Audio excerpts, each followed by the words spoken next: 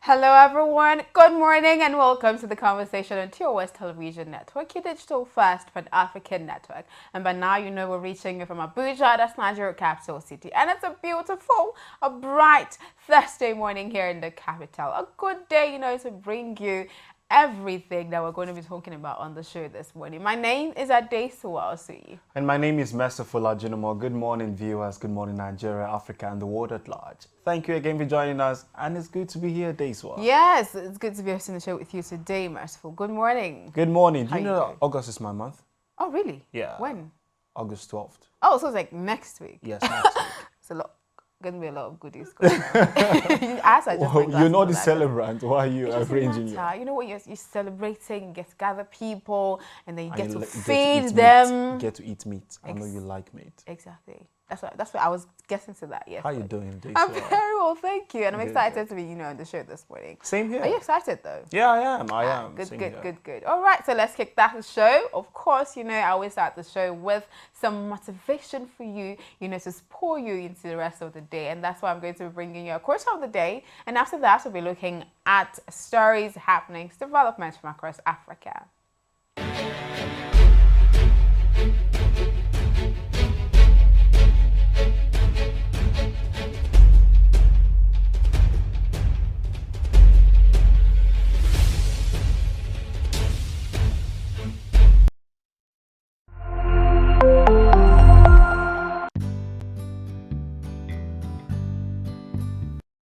There are certain moments in the day when I need my me time to just unwind and indulge.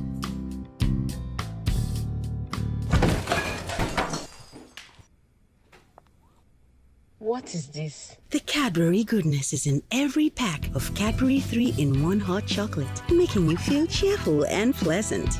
Enjoy the Cadbury goodness. Okay, let's get right into the stories, and we're starting with this one. It's about hostel accommodation in Nigerian universities, and it says 12% of public universities in Nigeria lack hostel facilities, according to the chairman, board of trustees of the Tertiary Education Fund, that's TET Fund.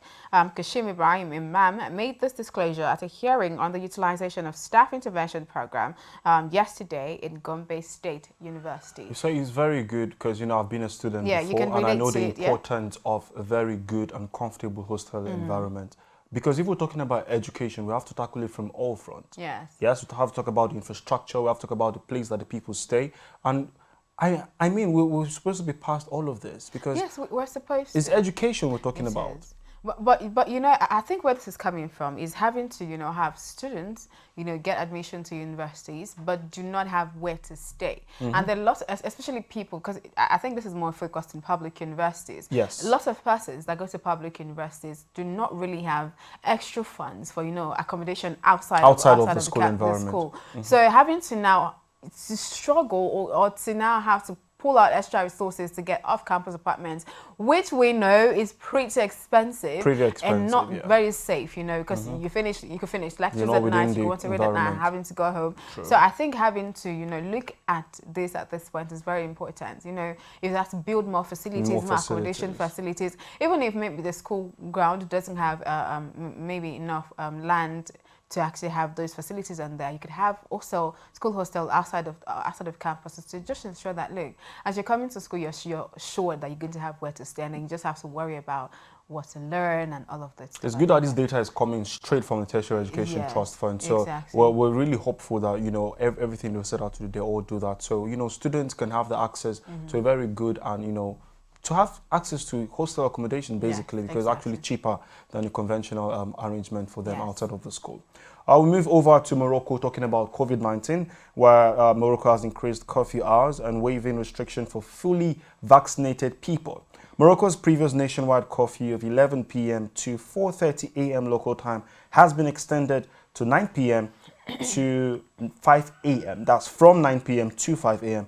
TOS News gathered that the North African country on Tuesday increased its curfew hours and stepped up travel restrictions to 3 major cities in a bid to contain the spread of the virus. Yes, African countries, I think, the first wave and the second wave weren't so badly hit by, the virus, and it was like, okay, maybe we have immunity against it. But it's looking like the third wave is no respecter of continent, even the African continent. So we have lots of African countries that are really terribly hit by the third wave, especially the Delta variant of coronavirus. You have country like Kenya, for instance, is having a really bad. South Africa has had a really bad since the second wave and all of that. So having to, impose restrictions. I can't remember the country now that is enlisting the army to have people, get vaccinated. You say you don't want to get vaccinated. Okay. When you see the army contract you, to go get vaccinated, then you're going to get the vaccines by force. So I mean, it's not good. Yeah, it's not good to actually force people against their will. Yes, definitely. But they should see the need. Yes, but, at the detriment of who, really? If you're having to lose people, I think in Nigeria, we lost, I think, say Lagos State in just 1 week lost over 42 persons. For 2 persons in 1 day, you know what's this in 1 week, you know what that is in 1 month. That's very terrible. Yeah, it's really sad, especially with this Delta variant. I know it's a very strong one, and it's really hitting. And there's like a resurgence, especially in Nigeria, looking at the focus of this country is Nigeria. Yeah, so we have people, concerned about all of this, but still, when you go out, the way they're taking these protocols, these guidelines, it's still as if people do not even believe that this virus exists. And I'm like, this is more than a year. Yes, this is 2021. We are almost, the year is almost over. So we've seen people, even if they're not our relatives or our friends, we keep seeing the news every day. And I think there is so much sensitization being, on the radio, on the television. Still, when you ask people, how do you see vaccination? The answer is, oh, I don't think it's important. Yes. Why are you not wearing your face mask? Oh, it has to be compulsory. Maybe someone is standing at the gate and telling you before you enter, you must wear your face mask. They do not see the need to just protect themselves, just doing it because of your own good. People have to feel compelled to do something to protect themselves, and I think it's really worrisome. It's really worrisome because I know there are countries, I think European countries, I can't remember, I think probably America is part of them, but I'm not really sure. I haven't to revaccinate people that already were vaccinated, against previous variants of the virus, because there were cases of people who had already been vaccinated, fully vaccinated, getting reinfected because it keeps mutating. Yes. You don't know what's going to mitigate against this variant. So it's important that you actually do your bit. I was going to ask you, what do you think? Nigeria officially said officially, experiencing a third wave of the COVID-19 virus. What do you think about that? How do you feel about that? It's really sad, yes. We did not see this coming. We made sure, the cases began to, dwindle down, dwindle out a bit, and everything was just coming relaxed again. People were, giving their places to access, clubs and everywhere. And we're like, okay, is this the end? Are we going to experience another wave? And suddenly we hear of the Delta variant. And I'm like, okay, is this coming now? We started seeing it in India, started seeing it in America, other countries. And I'm like, okay, what's going to happen? And now we're already seeing it, especially in FCT, Lagos. It's like it's coming back again. And I think this is really strong. And we've had cases of people who have been vaccinated and still having this thing. Yeah. So you begin to ask yourself, what really is the problem? Do we have a solution to all of this? And if there's no solution, what is happening? Yeah, I think the best bet is just to take care of yourself, procedures and all of that stuff. Just take necessary precautions. Because even if you're vaccinated or you're not vaccinated and you're keeping yourself safe, you're maintaining that social distance like we're doing now, and you're wearing your face mask and avoiding public places, you're just doing your own bit. If we all do our own part and make sure we do not mix with the public, it's not like we're saying everyone has contracted the virus already. Yes. We just it's a preventive measure, and it's definitely better than a curative one. So if everybody does their own part, come on. All right, so with that, we're going to bring you COVID-19 update from across Africa. We know that maybe not all 200 or over 200 million of Nigerians are going to get vaccinated, but we're trying to get herd immunity against the virus, get as many people as we can vaccinated, so the other part of the population that cannot get access to the vaccine can also, be immunized against this virus. So just do your part. If you have access to the vaccines, if you can get vaccinated, get the vaccination. Also take necessary precautions. Wash your hands. Wear your face mask, sanitize properly. Do all of those stuff to ensure that you and the next person is safe. We have to be responsible for each other at this point. Okay, so COVID-19 updates from across Africa, and afterwards we'll be looking at front pages of Nigerian newspapers today.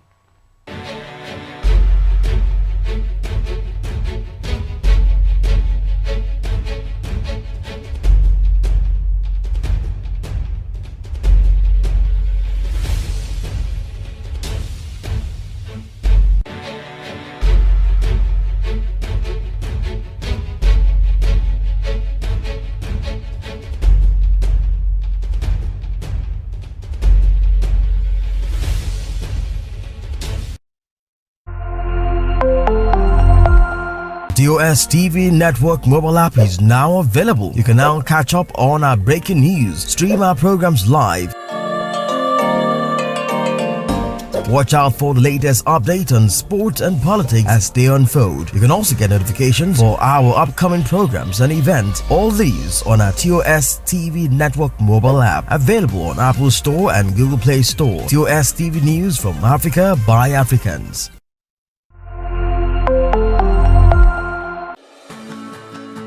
My son has always dreamt of being in the spotlight. As his mother, it is my duty to help him live up to his dream. That's why I give him Born Vita every day, Which contains iron, zinc, and vitamin C that supports his immunity and gives him the strength to pursue his dreams. Born Vita, strength to dream.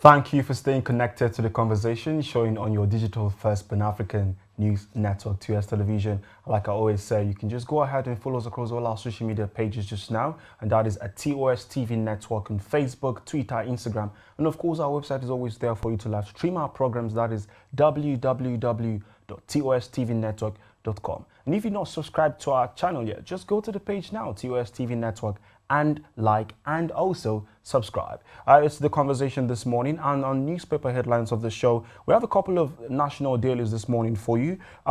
Colorful headlines right there, and really stories, across all the sectors. We begin with Blueprint this morning from the very top. Blueprint head office now at 59 Moses A. Majek Kodomi Crescent of Ngozi Okonjo-Iweala Way, Utako District, Abuja. And just underneath that, we see Customs nabbs 3 with 22.3 billion naira pangolin scales elephant tusk. And that can be found on page 23. Under the Blueprint tag there, we talk about PDP crisis, Port Harcourt meeting not to sack secondos. And that's coming from Article 2 Riders. The first, party chair begs aggrieved national officers to sheath swords. The next one is summon emergency neck now, Dixon tells NWC. Just underneath that, we see 30 die in Zamfara cholera outbreak. And that story can be found on page 5.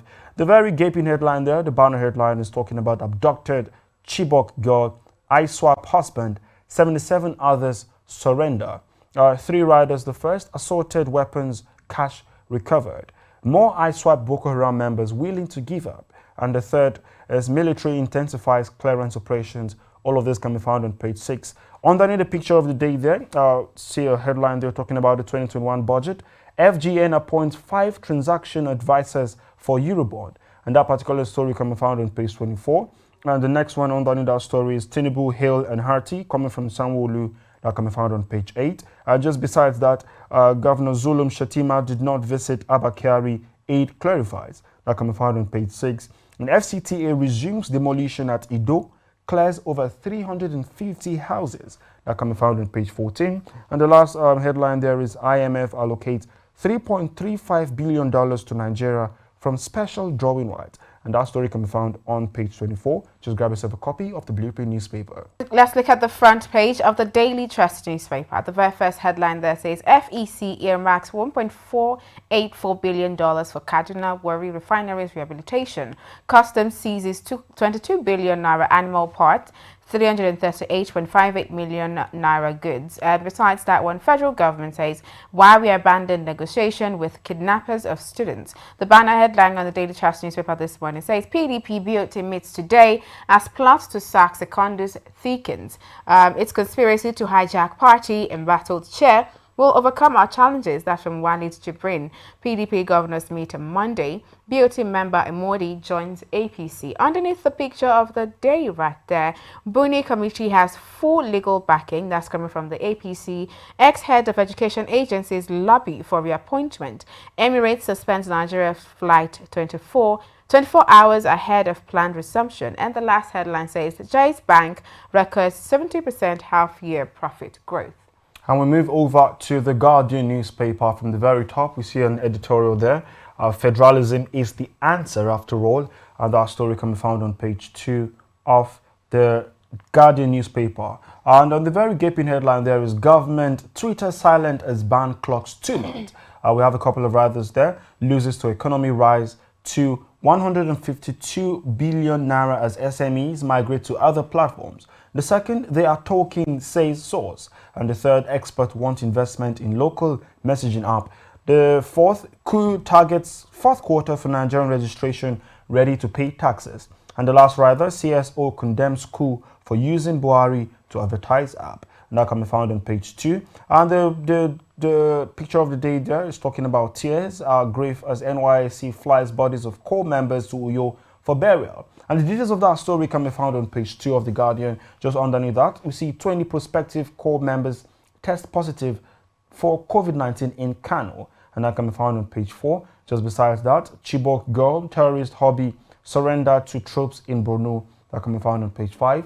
Court admits Igboho's associates to 10 million naira, 5 million naira bill. That can be found on page 6. And the last headline there is Lagos showcases 102 trucks, 100 locally assembled bins to tackle waste. And that can be found on page 8 of the Guardian newspaper. And on the front page of the Daily Times newspaper, the first headline says, federal government okays $1.4 billion for rehabilitation of Warri Kaduna refineries. That story is continued on page 2. Besides that, Emefiele at 60, experts extol CBN governor's virtues and economic drive. You can get that on page 17.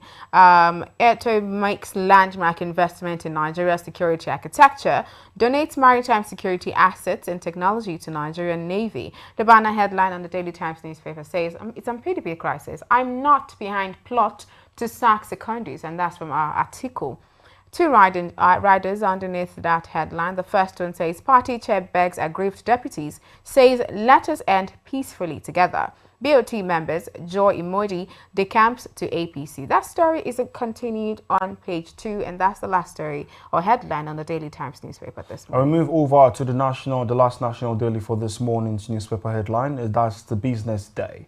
The banner headline there is talking about local firms assets as Shell, others exit onshore operations. And that's the rival Seplat, Chapal among top contenders. That can be found on page 30 of the business day. Just besides the banner headline there, Nigeria's 3.7 trillion naira post-harvest losses open opportunities for investors. Nigeria's 3.7 trillion naira post-harvest losses open opportunities for investors. And the rider as tomato, pepper prices double.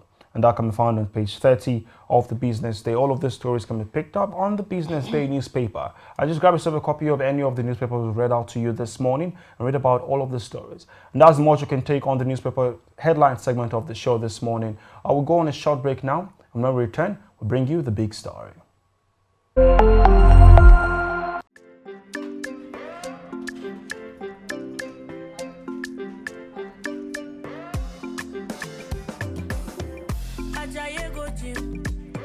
You won't go shake your body. Instead, they make it calm down. It a form say sabi. You want to grow 6 packs in a day. I beg you not to pass your power. You want to show yourself, oh.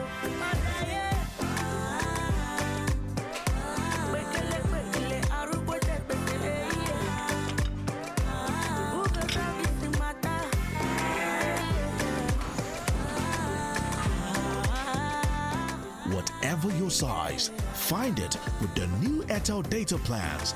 Dial *141# now to get the plan that suits you.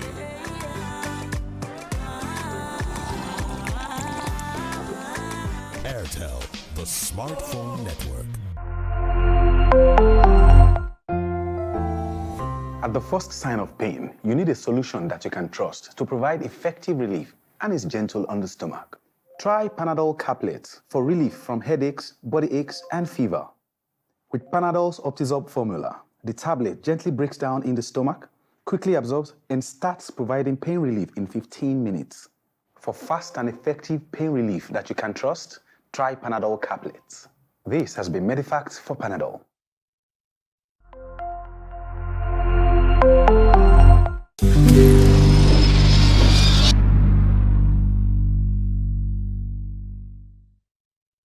A big thank you for staying tuned to the conversation showing on your digital first Pan-African news network, that is TOS Television. Like I always say, you can be a part of our social media community. Follow us across all our social media platforms at TOS TV Network on Facebook, Twitter, Instagram. And of course, like and subscribe to our YouTube channel, that is at TOS TV Network. And live stream our program on our website, www.tostvnetwork.com. It is the conversation this morning, and the crux of this show is the big story. This morning we focus on why the Delta variant of COVID-19 keeps growing. And joining us via telephone this morning is Kingsley Cyprian Ngong, a pharmacist. You're welcome to the show, sir.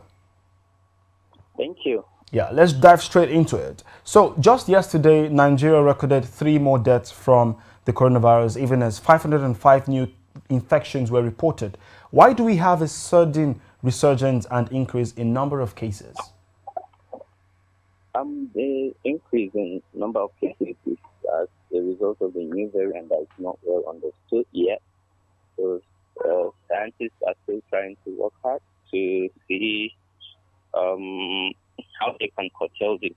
However, measures to reduce the death rate still boils down to doing the prevention protocol following the COVID-19 protocol, wearing your face mask, washing your hands at least for 20 seconds, and all that. And based on reports, the new variant is spreading faster than the Delta variant. It's spreading faster than the COVID-1. Okay, so talking about the new variant and everything, we still keep seeing how people are, very nonchalant with going about their activities, not wearing face masks. And the question is, why are people still doing this? Like, what really is the issue? We have vaccinations going on all over the world. In Nigeria, we kickstarted our vaccination a couple of months ago, but many people have still not taken it. What, in your opinion, is the reason for all of this? I would put it as the Nigerian factor. We are usually nonchalant about certain things that pertain to our health. If you look critically, everywhere in the world, the protocol is being followed. Now, let's take Abuja, for instance. When COVID struck, within the city centers, everybody was observant with the COVID-19 protocols because of the measures that the government had put in place, some of which are the penalties, the regulations that were placed. So, but in Nigeria, generally, we tend to have this nonchalant attitude when it comes to our health, and we feel we are very immune to some of these things. I don't know where they get the information from. Yeah, I've spoken to quite a number of people on safety measures. They'll be like, hey, COVID is not for us, it's for them. And we try as much as possible to educate them. You do the campaigns, you do all that, but it still boils down to individuals. Because from the perspective of the government, I'm sure you're very much aware of the different campaigns that have been launched in order to educate people on the need to follow the protocol so as to reduce the spread. But however, as individuals, we tend not to follow this, and it's a huge problem for us because the spread is dependent on us trying to follow. Despite the vaccines are there, it didn't say that you're totally immune when you're vaccinated because research was not conducted appropriately before because of the urgency, there was the research took shorter. And when you want to produce vaccines, it's not a 6-month thing. Before a vaccine is produced, it takes years. But due to the nature of COVID, researchers try to fast track it for the first time in the history of the pandemic to bring up a vaccine. Okay, so how long do you think would need before we get a proper vaccine that has 100% efficiency for the coronavirus in Nigeria? That would actually take a while. For Nigerians, we have the capacity, but the will, in my opinion, is not there for our researchers. Okay. And then, most of the time you tend to see funds are released for this, but we don't have the appropriate facilities. The facilities are not well equipped for the research. So we are dependent solely on the international body to conduct the research for us. Despite we have talented minds who can do it home. So to develop a vaccine usually takes a couple of years. It's not 6 months, because studying the way vaccines work is not the way that antimicrobials and other medications are produced. Because vaccine is supposed to give an immunity to a particular disease for a period, which can be lifelong. Sometimes you would need a booster, but this was a very short time. So to make a vaccine takes quite long, usually between 2 years and above. Mr. Kingsley, I want your perspective on this as a pharmacist. So we've had cases of people who had been fully vaccinated but still got reinfected, especially by the new variant of the coronavirus. How is that possible and why? Okay, there's this thing we call mutation. Generally, when a medication is made for a particular organism, I want to deviate a bit to like the regular antibiotics that we get from the pharmacy stores. Now, if a medication is not, if an organism is not sensitive to a particular drug, that means chemically or structurally there is a change in structure of the organism where the drug attacks or where the drug works on. Now, the new variant, which is not well studied, or that research is still going to understand how it works, and the vaccine that was produced for the first variant, they are relatively two different structures. So the vaccine is supposed to trigger defense system against the organism. But if the vaccine can't produce the antigen that is specific to attack the organism, there is no way that it will work.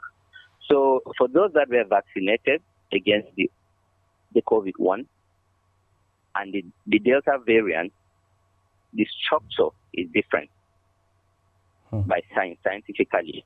So the rationale now is that it's going to be very obvious that if you don't follow the protocol, you could get reinfected by the new variant.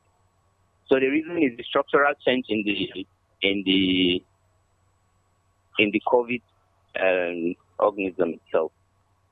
Okay. Well, thank you again for joining us on the show this morning. It's been a very insightful one, I must say. Thank you again, Kingsley, for joining us on the show. All right. Thank you. All right. Thank you so much, viewers, for staying connected to the conversation this morning. Like I always say, be a part of our social media community by following us across all our social media platforms on Facebook, Twitter, Instagram, and of course, like and subscribe our YouTube channel. Our program can be live streamed on our website, that is www.TOS TVNetwork.com. Once again, I am Merciful Ajinomo. And as always, I'm Ade Suwelsi. Good morning, thank you, and see you tomorrow.